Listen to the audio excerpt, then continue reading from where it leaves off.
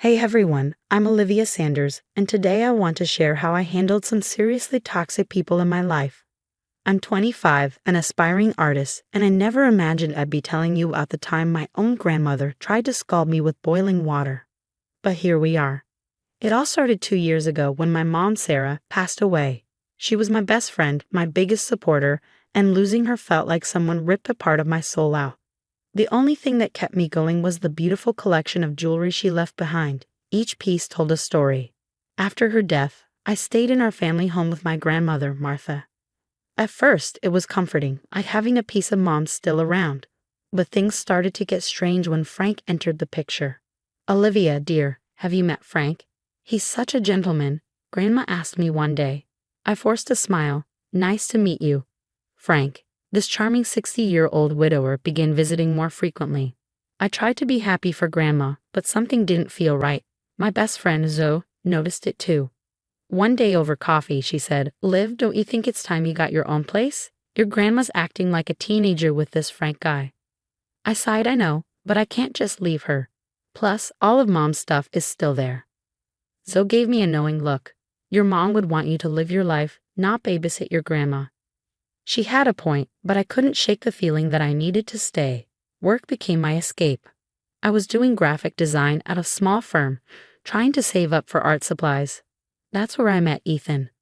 "Hey Olivia, check out this design I'm working on," Ethan called me over one day. As I leaned in, catching a hint of his cologne, I smiled. "Wow, that's amazing. I wish I could create like that." He grinned. "You're kidding, right? Your work is incredible. You should really consider doing your own art full-time." I blushed, feeling butterflies in my stomach. Ethan understood me. He saw the artist in me struggling to break free. But every time I felt like I was moving forward, something at home would pull me back. Like the night I met Frank's son, Derek, at a family dinner. "So Olivia?" Derek asked, his eyes flicking between me and his dad. "How long have Frank and your grandma known each other?" I shrugged. "A few months, I guess." "Why?" Derek's expression tightened. "No reason. Just curious."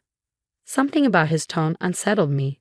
But before I could ask more, Grandma Martha burst into the room. "Everyone, I have wonderful news," she exclaimed, her face glowing with excitement. "Frank and I are getting married." The room went silent. It felt like a punch to the gut. "Married, Grandma? Isn't this a bit sudden?" I asked, trying to hide my shock. She waved off my concern. "Oh, pish-posh, when you know, you know." As everyone congratulated them, a heavy sense of dread settled over me. Something wasn't right, and I had no idea how bad it was about to get. This was just the beginning of a nightmare. In the weeks after Grandma's engagement announcement, everything spiraled out of control. One afternoon, I overheard her on the phone, her voice tense and anxious. "I'll get the money, I promise. Just give me a little more time." When I confronted her about it, she snapped. "It's none of your business, Olivia. Can't an old woman have some privacy?" I backed off, but my suspicions only grew. Things got even stranger when I noticed Mom's antique locket was missing from its usual place on my dresser. "Grandma, have you seen Mom's locket?" I asked, trying to keep my voice calm. She avoided my gaze. "Oh, that old thing. I probably moved it while cleaning. Don't worry about it." But I was worrying a lot. I called Zoe in a panic. "Zoe, I think Grandma's up to something shady. Mom's jewelry is disappearing, and she's being all secretive about money." "That doesn't sound good, Liv. Want me to do some digging?" Zoe asked. I hesitated. "Would you? I feel like I'm going crazy here." While Zoe played detective, I confided in Ethan during our lunch breaks. "I just don't know what to think anymore," I said, overwhelmed. Ethan reached across the table and squeezed my hand. "Hey, we'll figure this out. You're not alone in this." His touch sent a warm feeling through me, a brief respite from the chaos at home. But that peace didn't last. A few days later, Zoe called with disturbing news. "Liv, you might want to sit down for this. I found out your grandma's drowning in debt. And that Frank guy, he has a history of cozying up to wealthy widows and then disappearing with their money." My stomach dropped. "Oh God, Zoe, what do I do?" "We need solid proof. Keep your eyes open and document everything," she advised. For the next week, I was on high alert, watching Grandma's every move. The final straw came when I saw her sneaking out early one morning. a familiar jewelry box tucked under her arm. I followed her to a rundown pawn shop and watched in horror as she handed over piece after piece of Mom's jewelry. Unable to contain myself, I burst into the shop. "Grandma, what are you doing?" She whirled around, her face a mix of guilt and anger. "Olivia, you followed me? How could you?" "That's Mom's jewelry. It's all I have left of her," I shouted. The pawn shop owner awkwardly excused himself, leaving us alone in the cramped, cluttered space. Grandma's expression hardened. "You don't understand," she snapped. "Frank and I need the money for our new life together. Your mother would have wanted me to be happy. By selling her memories, by lying to me." I could barely speak, shaking with anger and disbelief. "You ungrateful child," she spat. "After everything I've done for you." I stepped closer. "Everything you've done? You mean stealing from me, lying to me, and planning to run off with some con artist?" Grandma's face contorted in fury. Before I could react, she grabbed a kettle of boiling water from a hot plate behind the counter and flung its contents at me. Searing pain exploded across my arm and shoulder, and I screamed, stumbling backward into a display case. The sound of shattering glass mixed with my cries of pain. Through the haze, I saw Grandma's face, no concern, no regret, just cold, hard anger. As I crumpled to the floor, cradling my burned arm, one thought became clear. The grandmother I knew and loved was gone. In her place was a stranger, someone who had just shattered the last thread of trust between us. The pawn shop owner rushed back in, shouting about calling an ambulance, but all I could focus on was Grandma, frantically gathering up the jewelry with trembling hands. In that moment, as the pain threatened to overwhelm me, I made a silent vow. This betrayal wouldn't break me. It would fuel me to reclaim my life and my mother's legacy, no matter the cost. The next few weeks were a blur of hospital visits, police reports, and tears. The burns on my arm and shoulder were healing, but the emotional scars ran deep. Zoe was my rock. "You're staying with me," she insisted, helping me pack up my things from Grandma's house. No arguments. I didn't have the energy to argue. As we loaded the last box into Zoe's car, Grandma Martha appeared at the doorway.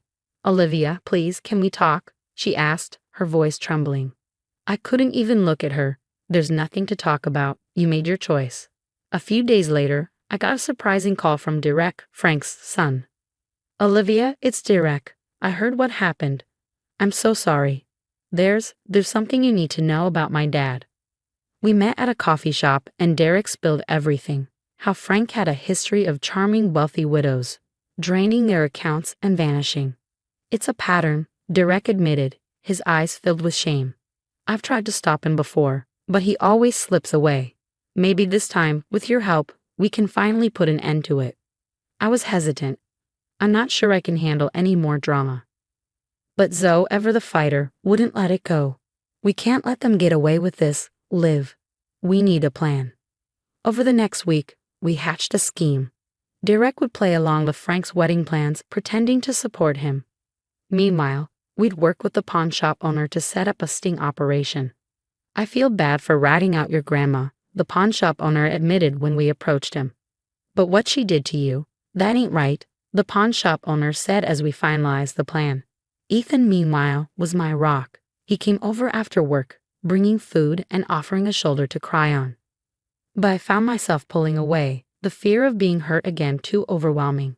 One night, as we sat on Zoe's couch, Ethan reached for my hand. I flinched. "Liv, talk to me," he pleaded. "What's going on in that head of yours?" I couldn't meet his eyes. "I'm sorry, Ethan. I can't. Everyone I've trusted has betrayed me. My own grandmother tried to." My voice broke, unable to finish. Ethan's voice softened. "I'm not them, Olivia. I would never hurt you like that." "That's why I thought about Grandma too," I whispered. The hurt in his eyes was clear, but he didn't push. "I understand. Just know I'm here, okay? Whatever you need." The day of the sting operation arrived. We had set up hidden cameras in the pawn shop and wired Derek for sound. The plan was for him to bring Grandma Martha and Frank to the shop under the pretense of selling family heirlooms to fund the wedding. From my spot outside, I saw them enter, Grandma clutching her purse tightly, Frank's arm around her. Even from a distance, I could see the predatory glint in his eyes. As the door closed behind them, I took a deep breath. Whatever happened next would change everything. I just hoped we were ready for it. The day of reckoning came swiftly. I stood in the back of the crowded courthouse, my heart racing as the judge read out the verdict. Frank's smug smile disappeared as the word guilty echoed through the room. It was over. When I went back to Grandma's house to collect the last of my things, I saw her watching from the window. Our eyes met briefly before she quickly pulled the curtains closed.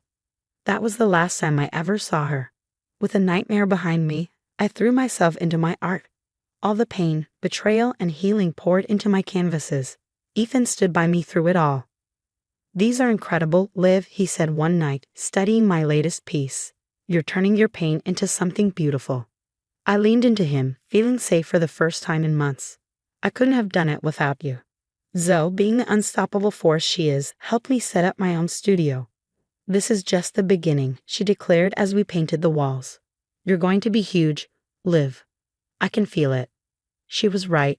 My first small exhibition sold out in a week. Then came a feature in a local art magazine. Before I knew it, galleries in the city were calling.